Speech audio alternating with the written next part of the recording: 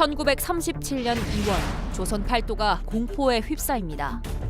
우리나라 역사상 최악의 사이비 종교 사건인 백백교 신도 살해 사건이 발생했기 때문인데요. 이 사건은 사이비 종교 집단인 백백교 교주 전용해 등이 스스로를 신격화하고 10여 년 동안 무려 620여 명의 신도들을 무참히 살해한 사건이었습니다. 당시 전용해 일당은 곧 심판의 날이 온다, 불로장생할 수 있다는 등의 말로 사람들을 현혹했습니다. 여기에 혹한 신도들은 재산을 통째로 바치거나 자신의 딸을 바치기도 했는데요. 그러다 1937년 전용의 첩의 오빠가 일제 경찰에 고발하면서 사건의 전모가 드러나게 됐고, 교주 전용해는 같은 해 4월 경기도 양평 용문산에서 극단적 선택을 한 채 생을 마감하게 됩니다. 세상이 힘들고 어려워질수록 사람들은 종교의 힘에 의지하게 되죠. 특히 우리 역사에서는 유독 사이비 종교의 부침이 잦았는데요. 그렇다면 조선시대부터 현대까지 역사를 관통해온 사이비 종교의 실체와 양상은 무엇일까요?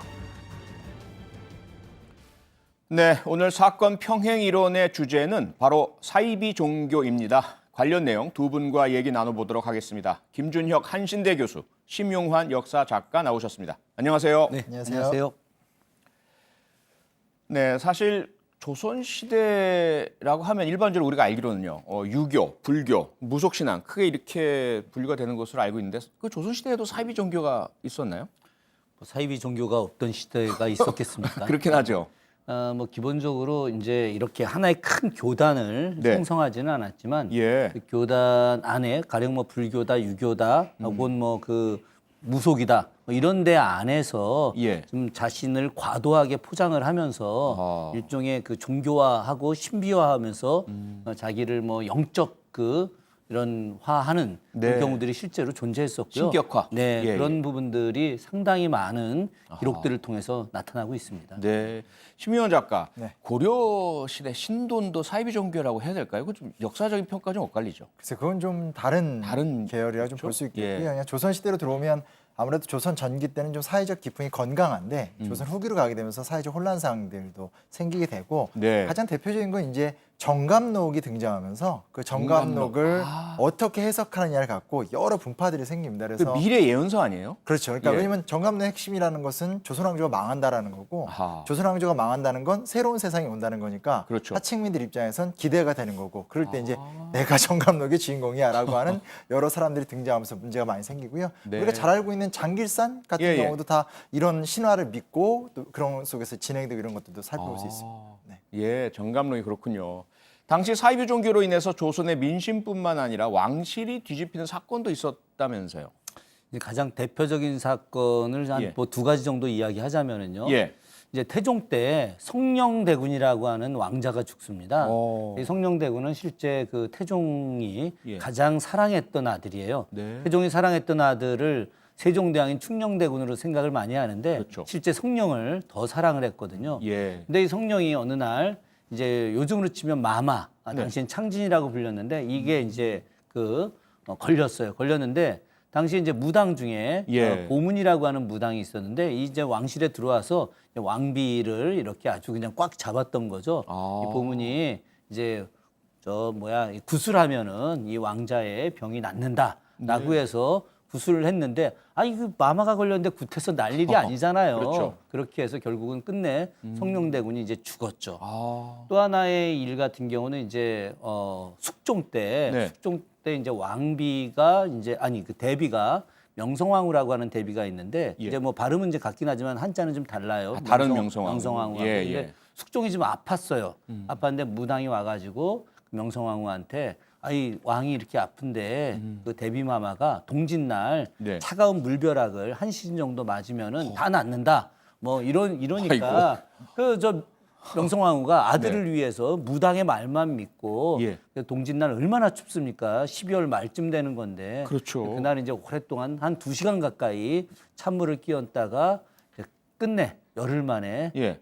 갑자기 죽어버리게 됩니다. 아이고. 예. 이런 일들이 사실은 그 왕실에서 나타났던 가장 대표적인 아. 무당들에 의한 사이비 사건들로 인해서 나타난 참혹스러운 예. 결과들이었죠. 그러니까 예. 권력자다, 지식인이다 해서 안 당하는 거 아니라는 거. 그거 우리가 좀 염두에 거당하는 경우도 있는 것 같아요. 그렇죠, 그렇죠. 예, 예. 네, 네, 네. 말씀드리니까 그 러시아 로마노프 왕조를 무너뜨린 괴승 라스푸틴 생각이 또 나는데. 그렇죠. 근데 그 도입부에 우리 김하원 아나운서가 소개해준 백백교. 네. 일제 강점기에 그 아주 횡행하던 정말 무시무시한 사이비 종교잖아요.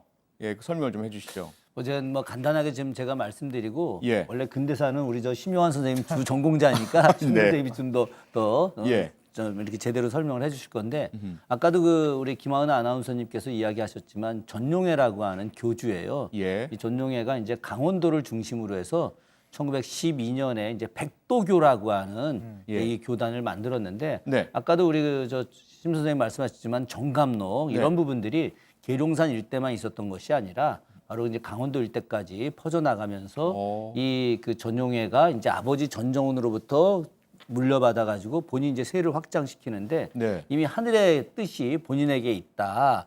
그러면서 본인이 이제 뭐 이 조선의 독립도 본인이 다 할 것이고 어허. 그러면 모든 조정의 관료들도 다 자기가 임명할 거다. 그러니까 나를 따라라. 네. 뭐 이렇게 해서 많은 그 정말 그 무식한 무지한 백성들이 예. 이 전용의 말을 따라갔고 돈도 다 갖다 바치고 자기 딸도 바치고 뭐 이러면서 아이고. 있었는데 결국은 이제 자기가 가짜라는 걸 알게 되기 시작하니까 예. 그래서 그 사람들을 이제 교단의 신도들을 이제 죽이는 뭐 이런 일들이 이제 실제 벌어졌던 거죠. 예.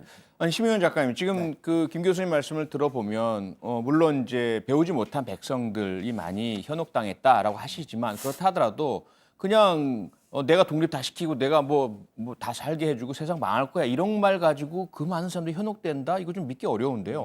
뭔가 좀 노하우가 있지 않았을까요? 여러 가지 노하우가 있었다 볼 수 예. 있고요. 사실은 뭐 아주 단순한 것부터 시작이 됩니다. 주문이 있었고 주문. 이 주문을 잘 외우면 무병장수한다라는 것부터 시작했고 아하. 본인은 이제 이런 어떤 예언이 있었습니다. 한 예. 사람의 흰 것, 하얀 것으로 천하를 하얗게 하리라.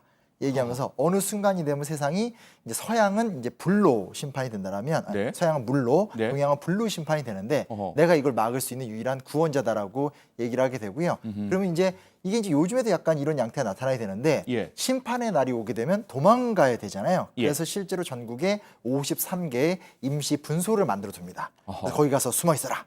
그러다가 때가 되면 예. 내가 이 문제를 다 해결한 다음에 어떤 사람들은 딱 들려서 영원히 살고 싶은 사람 저쪽 서역으로 보내주고 여기서 예. 말하는 건 신대륙입니다. 네. 그리고 또 북의 영화를 누리고 싶은 사람은 나와 함께 계룡산에서 살게 되리라 등등등의 예. 아주 좀 나름대로 체계적인 교리 이게 뭐 받아들이기 힘들지만 그때 어쨌든 이런 식으로 막 얘기를 했기 때문에 꽤 먹혀 들었고요.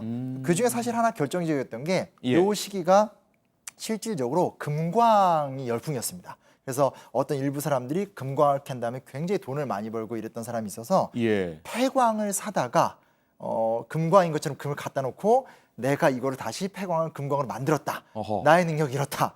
이렇게 이제 하니까 사람들이 또 그걸 보고 믿고 넘어가게 되는 기적을 보여줬네요. 그렇죠. 그래서 당시 실질적으로 어떤 그런 먹고 살기 힘든 상황에서 예. 금광의 기적 같은 걸 또 보여줬기 때문에 사기지만 네. 그런 것들이 또 먹혀 들어가고 이런 것들도 있었습니다. 그러니까 그런 사기적인 방법들을 사용해서 현혹시키긴 했는데 이 교주에 대한 신격화, 교주 말이라면 절대적으로 믿는 그런 상황들이 만들어졌잖아요. 그건 어떻게 만든 겁니까? 아마 그런 것들은 제 생각에는 소장님께서 더 전문가실 것 같다는 생각이 들긴 하는데요. 아니, 이제 가령 이제 이런 거예요. 네. 사실은 이것과 좀 유사하게 연관되는 것이긴 한데 예. 좀 다를 수도 있고 그 동학농민 전쟁 때 네. 전봉준 장군이 예. 어쨌든 동학도 이제 당시에 신비주의화 하는 것도 있었어요. 그런 것도 있죠. 예, 그런 예. 과정에서 이제 그 동학군들을 갖다가 자기를 갖다 신격화를 시킬 필요가 있어가지고 네. 전봉준이 이제 자기한테 총을 쏘게 만듭니다. 오. 예, 그삥 둘러갖고 자기한테 총을 쏘게 만드는데 팡팡팡 총을 쏘죠. 총을 쏘면 예. 이 총알이 튀어나가게 만들었어요. 그래서 몸 안에서 이제 우리 영화나 드라마 이런 거 보게 되면 피가 팍 터지나는 거 있잖아요. 예, 예, 그걸 물감. 몸 안에 예. 이렇게 다 만들어가지고 어허. 그걸 다 튀어나가게 만들고 예. 그리고 나서 이제 총알을 탁 내놓고 그래서 깔깔깔대고 웃었던 거죠. 네. 그래서 나는 총알을 맞아도 죽지 않는 사람이다. 허허. 그래서 당시에 동학교도들이 전봉준을 갖다가 정말 거의 신격화다시피 했는데 예. 결국 이게 나중에 패망의 원인이 됩니다. 그 이제 우금치에서 전투할 때 아우 전봉준이 이렇게 했으니까 예. 저 일본군 기관총이 와도 우리는 안 죽어라고 올라가다가 이제 총 맞아서 많이 죽게 된 아이고. 거죠. 그래서 저는 어쨌든 그런 부분들은 예. 의기는 좋았으나 그런 식의 사술 같은 걸 쓰게 되면 나중에는 이제 문제가 되는데 예. 이제 그 백백교 그 예. 전용회 같은 경우도 그런 사술을 많이 썼던 거고 아하. 자기에 대한 이제 신비화를 끊임없이 강요하다 보니까 정말 그렇게 생각을 하게 됐던 거죠, 사람들이. 그리고 네. 사실 백백교가 좀 무서웠던 건 예. 일단 신도들을 모으고 나면 감시를 정말 체계적으로 하게 됩니다. 아하. 몇 가지 원칙이 있는데 예. 남자 성도면 전 재산을 바쳐라. 네. 여자면 몸을 바쳐라. 라는 아이고. 두 가지 원칙이 있게 되고 거부하게 되면 배제시켜 버리게 되고 네. 또 이제 몸을 바치거나 재산을 바치면 다 이제 꿀꺽 집어삼킨 다음에 쉽게 말하면 이제 성적인 유린을 하는 거죠. 예, 그 유린 예. 기간이 지나서 여성이 임신을 하거나 혹은 질려버리거나 그래버리면 아예 그 가족 전체를 제거해서 그러니까 네. 살해를 시키는 경우들도 많았었고요. 그리고 아예 부엉이 부대라고 그래서 일종의 교단 내에 감시 부대원들이 있어서 계속적으로 지속적으로 이렇게 동태를 감찰하면서 보고를 하고 예. 문제가 될 만한 사람은 제거를 하게 되고 하는데 어허. 그 중에 심지어 부교주를 갖다가 내부 다툼이 일어났었습니다. 그래서 네. 부교주를 살해했던 사건들도 있었고 아하.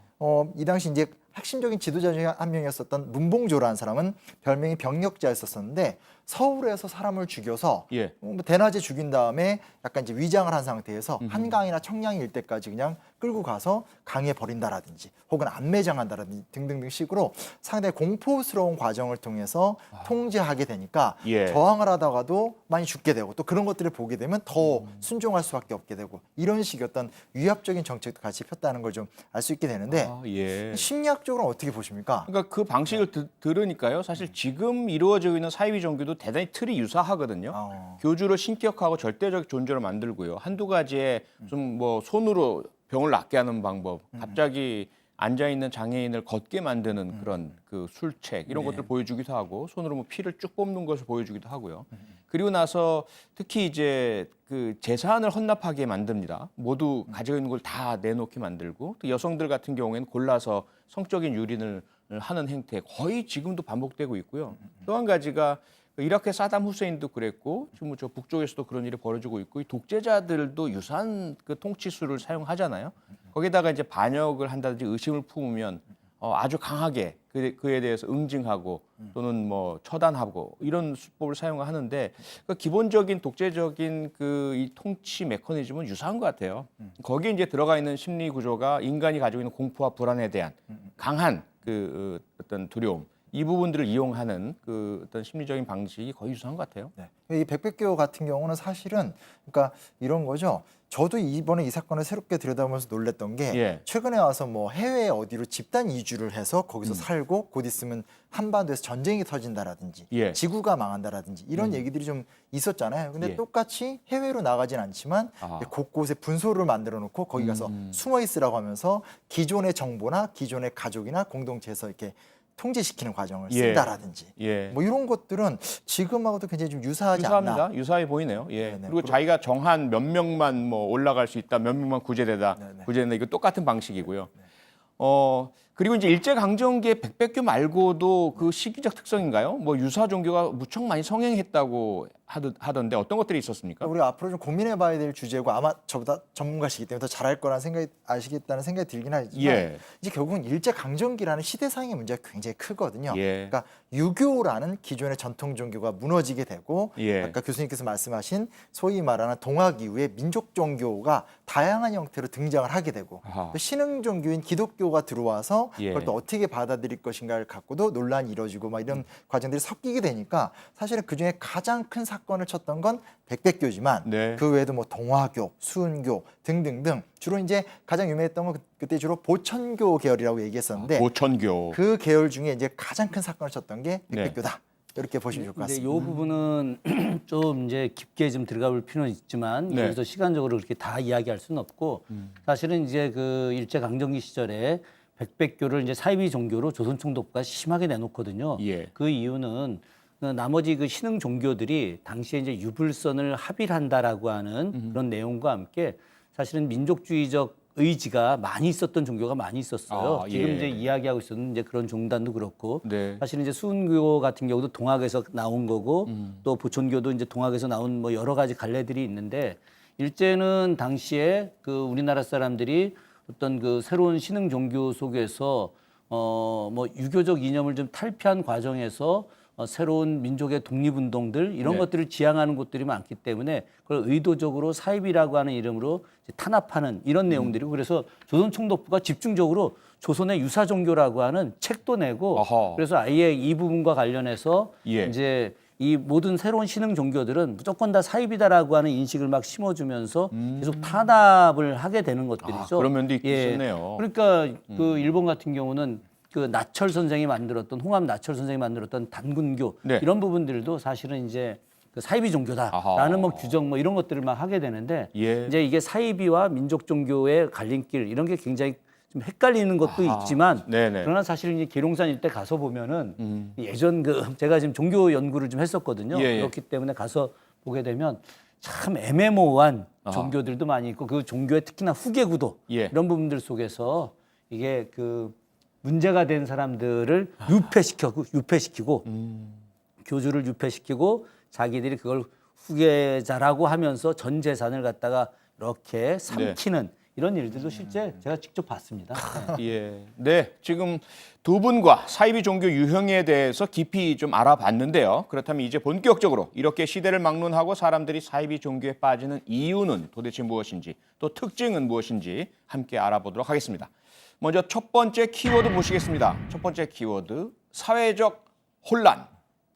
네, 사회적 혼란이 있을 때 특히 이 사이비 종교들이 과거나 지금이나 시대를 막론하고요. 막 이제 발흥하고 퍼지는 모습들을 보게 됩니다.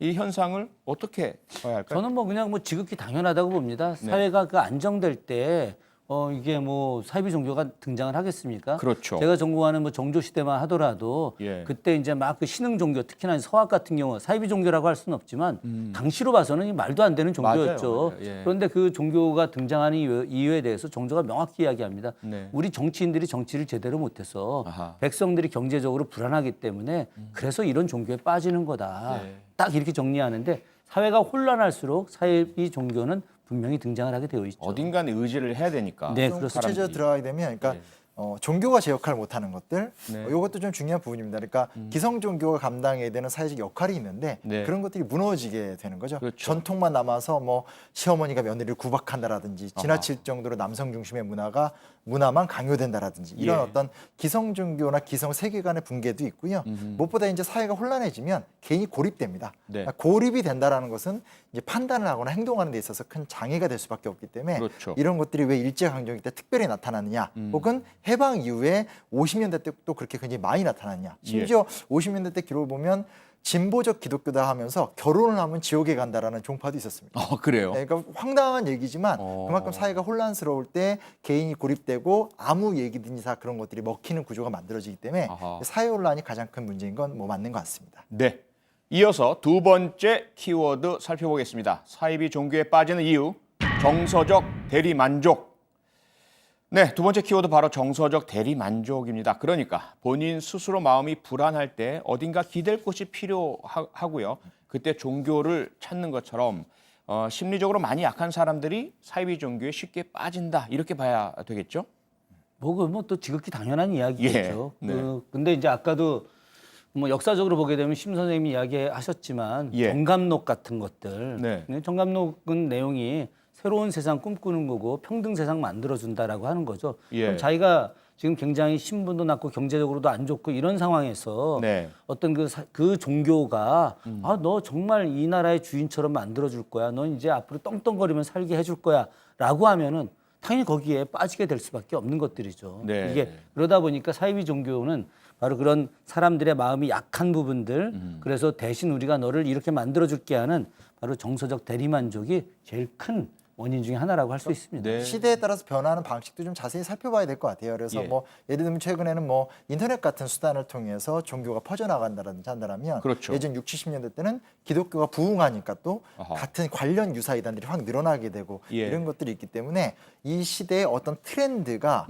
그걸 통해서 이제 돈을 쫓거나 명예를 쫓는 사람도 있겠지만 그만큼 위험한 도구들도 많이 만들어진다는 것도 예민하게 봐야 되지 않을까 이런 생각도 해보게 됩니다. 예, 제가 그 한 유사 종교, 사이비 종교와 관련된 청부 살인 사건에서 그 피의자를 이렇게 면담을 한 적이 있었어요. 한 3시간 얘기를 했는데 쭉 얘기를 들어봤더니 그 이분이 그 종교에 빠지게 된 이유가 자기를 인정해줬기 때문이라고 하더라고요. 그러니까 밖에서는 가정도 어렵고 여러 가지 그 실패 좌절을 맛봤는데 솔깃한 얘기를 들어서 갔더니 자기를 선생님이라고 부르고 이름을 불러주고 계속 열심히 하니까 지위를 높여주고 완전히 빠지게 되더라고요. 그래서 시키는 대로 사람을 죽이게까지 됐거든요. 아이고. 예, 그 사이비 종교가 가지고 있는 그 힘 자체가 이 심리적 대리 만족이라는 게 그냥 순간적으로 무엇인가 만족감을 주는 것이 아니라 이 존재 가치 자체를 별도로 따로 인정을 해주다 보니까 완전히 거의 현혹되는 것 같아요. 그런 부분들을 우리가 좀 잘 살펴야 될 것 같고요. 네, 네. 벌써 마무리할 시간이 다 됐네요. 그래서 두 분이 가장 힘들어하는 시간, 이 사이비 종교에 대한 사자성어, 제가 좀 먼저 해서 그런가 좀 일반적인 아주 쉬운 거 혹세무민. 혹세무민. 예. 너무 예상 가능한 예. 건데. 네, 네. 네. 그러면 심영환 작가는요? 아 근데 저도 좀 오늘은 좀 비슷한데요. 네. 그 사이비 종교의 그 실체가 만약에 혹세무민이라 한다면 예. 그 결과는 아비규환이다. 합의규환. 근데 이게 제 뜻을 좀 찾아보니까 규환이 이제 그 어떤 전통 불교 세계에서 8개의 지옥 중에 4번째 지옥이라고 아, 해서 그래요? 정말 끝도 없는 그 고통을 울부짖는 곳이다라고 얘기하니까 예. 그 의미를 조금 더 살펴보면 이게 얼마나 무서운 말인가 좀 생각해 볼 수 있을 것 같습니다. 네, 지옥을 부르는 사이비 종교. 오늘 사건 평행 이론은 여기까지 듣도록 하겠습니다. 두 분 수고하셨습니다. 네. 맞습니다.